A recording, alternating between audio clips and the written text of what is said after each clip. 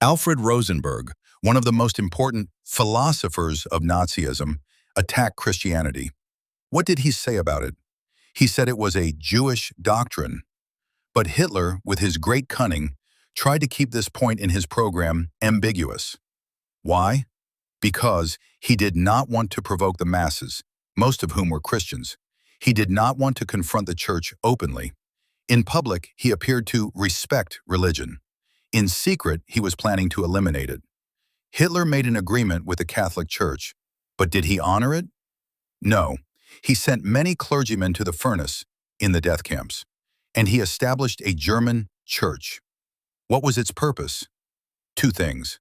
One, to control the Protestant churches. Two, to purify the idea of German nationalism from the Christian elements that had entered it, meaning remove Christianity from German nationalism. People should believe in Germany alone, not in religion. And he made it a condition for joining the SS, the Nazi elite force, the dream of any German, that one must join this national church. And that meant separation from the Christian system, meaning leave Christianity, join the Nazi church, which had no real religion. Loyalty should be to Germany, not to God. In the final years of Nazi rule, Hitler put in place a comprehensive plan to eliminate the Christian churches completely. The goal? So that the following would prevail. 1. Materialist monism, meaning no God, no soul, everything is material. 2. Organic nationalism, faith in the German people and the German land. 3. Complete loyalty to Germany and to the state of the Third Reich. All loyalty to Germany, not to God. The conclusion: Nazism sprang from its vision of comprehensive imperial secularism. Hitler announced the 4-year plan. The goals: rearm Germany, build the strongest army in Europe, achieve self-sufficiency, autarky, produce everything locally, reduce imports, prepare for war. The man responsible for the plan: Hermann Göring, commander of the Air Force. The results were impressive. 1. Eliminating unemployment, from 6 million unemployed 1933 to almost zero 1936. How? Massive infrastructure projects, roads, buildings. Rearmament, weapons factories that employed millions. Mandatory service and conscription, removing millions from the labor market. 2. Construction of massive facilities. The Autobahn, highways, still existing to this day. Huge stadiums, grand government buildings. 3. Improvement in living standards. Food became available. Wages increased, relatively. People felt stability. The masses rallied around Hitler. The result? Hitler's popularity reached the sky. Germans said, "Hitler truly is the savior. He brought us from hunger to fullness, from humiliation to dignity, from weakness to strength." What no one was paying attention to, all of this was preparation for a devastating world war that was coming. Nazism is more than just a secular ideology. One could argue that it contained a strong, scientific, materialist, and messianic tendency that gave it a unique character and distinguished it from other secular ideologies.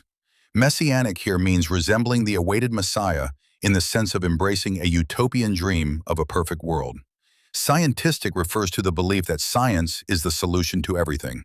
Materialist means denying the existence of the soul and affirming that only matter exists.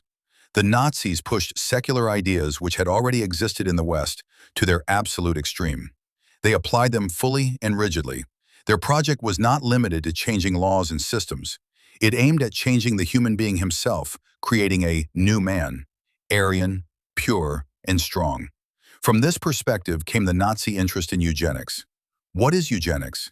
It is the theory that the human race can be improved in the same way animal breeds are improved, allowing only the strong and pure to reproduce, while preventing the weak and defective from having children.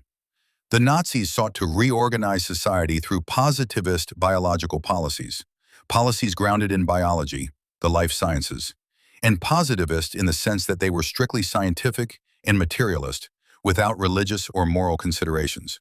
Humanity, in their view, was to be reordered on a purely scientific basis. This approach led to a war against every perceived deviation. Mental illness was regarded as defectiveness that had to be eliminated. Physical illness was regarded as weakness that had to be eliminated. Anyone not normal, according to rigid scientific standards, anyone different from the ideal was to be removed. This logic extended even to people with dwarfism, who were viewed as deviations from scientific normativity, not normal, not standard, not ideal, and therefore marked for elimination. For the Nazis, there was no concept of absolute justice. Justice was defined as whatever served the German state, even if that meant extermination and killing. The Nazis were not random madmen. They were systematic and organized in their madness. They claimed to operate on the basis of scientific theory. Social Darwinism held that in nature, the strongest survive and the weakest perish. The Nazis argued that this principle should be applied to human society. However, they were not alone in drawing such conclusions. One may point to the extermination of Native Americans in the United States, or the domination of colonized peoples by the British Empire. The argument presented is that European powers applied such ideas outside their own societies, whereas the Germans applied them within Europe itself. Racism was not invented by the Nazis. It had deeper roots in Western thought, including social Darwinism and the notion of survival of the fittest. In the Nazi worldview, the German race was considered the strongest and therefore destined to live and dominate, while other races were considered weaker and destined either to die or to serve Germans. The slogan, Blut und Boden, blood and soil, expressed the belief that the German people were bound to German land in a sacred unity. German blood combined with German soil formed the eternal German people. Any foreign element was viewed as contaminating this purity and corrupting this sanctity, and therefore had to be removed.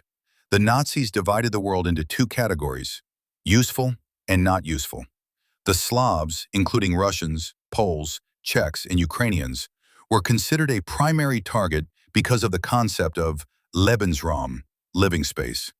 The German people, it was argued, needed more space, particularly in the east. The difficulty was that these lands were already inhabited. The proposed solution was displacement and mass killing. Doesn't this remind you of something?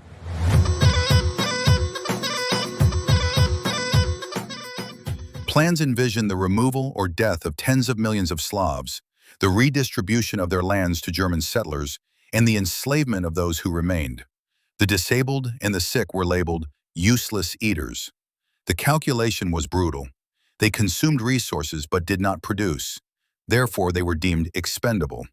Thousands were killed in specialized institutions through lethal injections, starvation, or gas.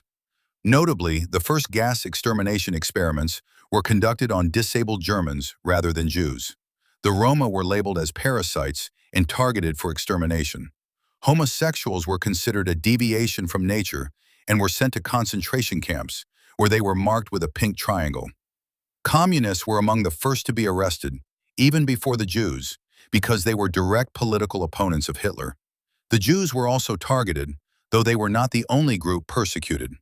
In 1933, there were approximately 500,000 Jews among a population of 65 million Germans, less than 1%. The argument presented is that the issue was not numerical size, but perceived influence and position. Jews were represented in trade, banking, industry, and liberal professions, such as medicine and law. In Berlin, where Jews made up about 5% of the population, they were disproportionately represented among shop owners, clothing merchants, bankers, doctors, and lawyers, and they contributed a significant share of tax revenues. This situation was described as a deadly paradox. On the one hand, Jews were associated with banking, segments of industry, and foreign loans. On the other hand, some Jews were visible in communist revolutionary movements, including figures such as Rosa Luxemburg and individuals linked to the Bolshevik Revolution. In the eyes of conservative Germans who feared communism, Jews appeared to be leading revolutionary movements. The resulting perception was that Jews symbolized both exploitative capitalism, from a right-wing perspective, and destructive communism, from a left-wing perspective. In this distorted view, they became associated simultaneously with opposing systems and were portrayed as embodying the problems facing Germany. In the next part, we will examine the alleged Zionist-Nazi alliance against the Jews and the claim that Hitler did not initially intend to kill them. We will also explore the argument that Nazism was not an anomaly, but rather a product of broader currents within Western civilization, including social Darwinism, scientific racism, colonialism, and genocidal practices in colonial contexts.